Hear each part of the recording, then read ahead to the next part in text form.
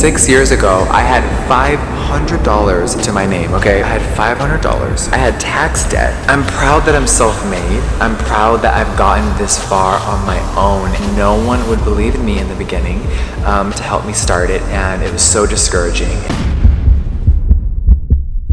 Hello and welcome back to Drama Investigator. Before we get into today's investigation, don't forget to subscribe and hit that notification bell so you can be notified when I post the tea. Jeffree Star is a liar. He is not self-made. Some sneaky fans have done some hard-out research into his business to find out that his business isn't even his business, allegedly. You heard that right. Jeffree Star is not self-made, allegedly. Fans have been calling him out across Twitter, calling him a liar left, right and centre. Jeffree Star was allegedly bankrolled by a millionaire who goes by the name of Jeff R. Cohen, aka Jeffree Star's sugar daddy. Oh, I'm just kidding. Bankroll means to financially support someone or something. Now, according to Jeff R. Cohen's website, he actually owns Jeffree Star Cosmetics and Killer Merch. Saucy. Now, Jeff Cohen and a film director are also on the company filings, as we can see here. So normal people who are starting out as entrepreneurs generally don't have a lot of money to start with, and a lot of them sure as hell don't have millionaire connections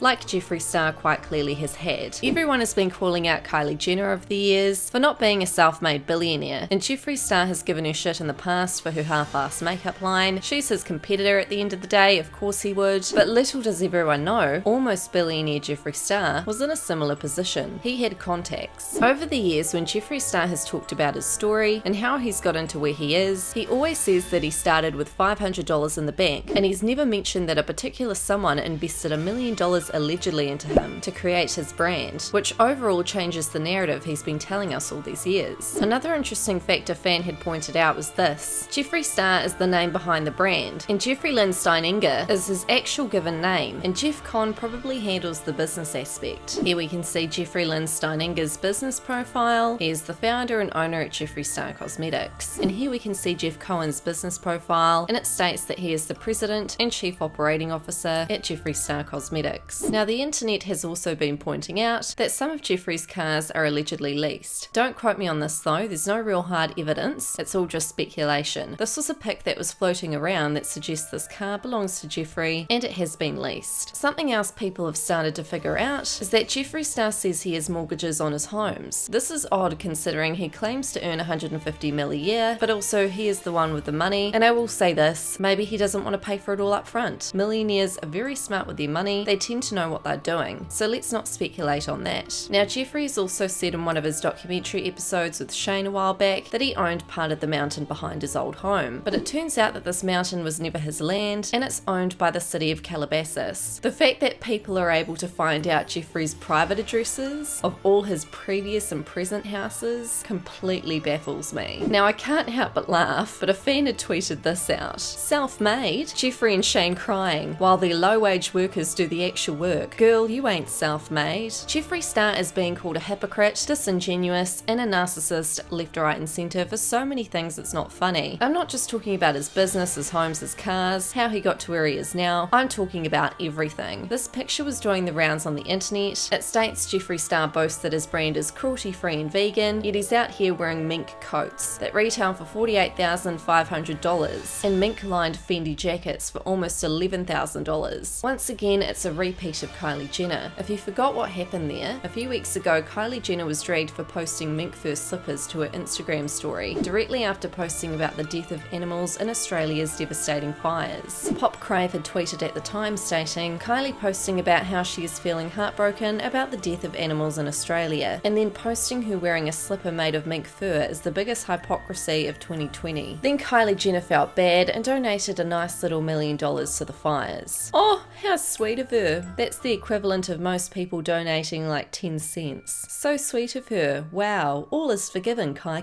You go back to wearing your mink slippers with Jeffree. Jeffree Star is also being called a hypocrite lately for saying that he's never tried alcohol. Not drinking is something that I am proud of, so I chose to never drink at a really young age. But get this, if we rewind time a little, there's all these photos of him drinking. Not only that, but he's also talked about getting drunk on his Twitter. Back in 2011 and 2012, he had tweeted, "Vodka-filled squirt gun. Who's ready to get sprayed? What's everyone doing tonight? I'm thinking 2 girls and 1 guy. Kelly Kingbed. Cotton candy vodka. Swedish fish vodka. Mixed with Capri Sun. Yes." Jeffree had also tweeted this out last year, once again lying to himself. "I know you're not coming for me. I'm simply responding to a false claim. I live my life so openly. Why would I lie about something as silly as alcohol? Though it's ruined my family, I've never tried it. That may be hard to believe from my sarcastic tweets and old photos. Lol." In more Jeffree Star related news, Aaron Carter has accused Jeffree of ripping off his merch. Aaron seems to think he's the only person in the world who is allowed to sell tie-dye hoodies. But no, Jeffree has apparently stolen his idea. Aaron had tweeted this out a while ago. "Hey Jeffree Star, your merch looks a lot like my custom pieces I do by hand. I'm sorry, but Jeffree Star, everyone has seen me make this stuff. You have 2 of my colours. Not sure who on your team did that, but I'm honoured. Love you still." This is all very ironic that Aaron accused Jeffree of stealing, because a month later, Aaron was called out for stealing an artist's image and selling it on his merchandise. The artist had tweeted at Aaron stating, "Hey Aaron Carter, you are using my artwork to promote your merchandise. I've not given you permission to do so.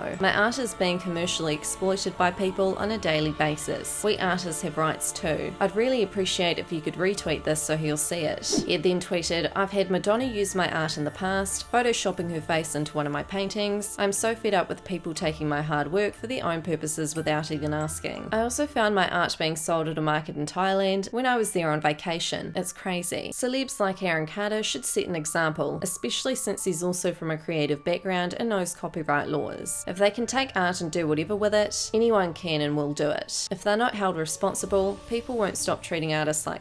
And then Aaron had shockingly responded, "You should have taken it as a compliment. A fan of mine sent this to me. Oh, here they go again. The answer is no. This image has been made public and I'm using it to promote my clothing line, aaroncarter.com. Guess I'll see you in small claims court." What are your thoughts on this? Let me know in the comments. Lastly, in Jeffree Star related news, he had taken to his Instagram stories today to let all of his fans know how he's doing post breakup. Here's what he had to say. Well, one thing I've learned from being single is that you need to find other ways to do things. So, since I have no one to warm my ass in the morning now, thank God for the fireplace. Good morning, everyone.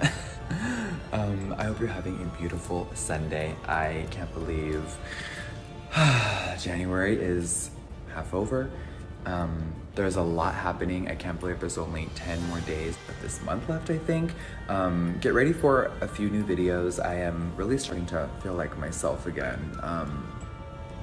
I know a lot of people like, "Jeffree, you've been sad the last few weeks." Bitch, you're damn right I have. And I'm not ashamed of it. I think we should all really just live how we want and express how we feel and stop hiding it. I think hiding is what makes everyone think that everything's always great, you know, when it's not. The other day I did go drugstore makeup shopping to find the latest and greatest. I have a lot of really cool stuff to try from e.l.f. and Milani and Wet n Wild. So I want to just sit down and play with makeup and do a little life update and talk. Also, the next Jeffree Star Cosmetics collection, yes, the Blood Sugar 3 palette, okay? We have Blood Sugar, we have Blue Blood, and then we have... Get ready, because it's coming early February, and the reveal video will be up very soon. Lastly in today's news, James Charles took to his Instagram story recently to expose to us how beauty and looks ain't everything when it comes to dating. Wow, who would have guessed? What a revelation. Here's what he had to say. Hey. Literally James continuing his TikTok bachelor thing on Instagram stories now. I would definitely say I need someone who's funny. I have talked to a lot of guys who are extremely attractive but have the most boring, bland personalities ever, and I have come to terms with the fact that I need somebody that can make me laugh and make me smile all day long, because sometimes my life is really stressful with my job and stuff, and I need someone to like lighten the mood constantly. So that is definitely something that I really look for in a partner. I definitely prefer guys that are taller than me.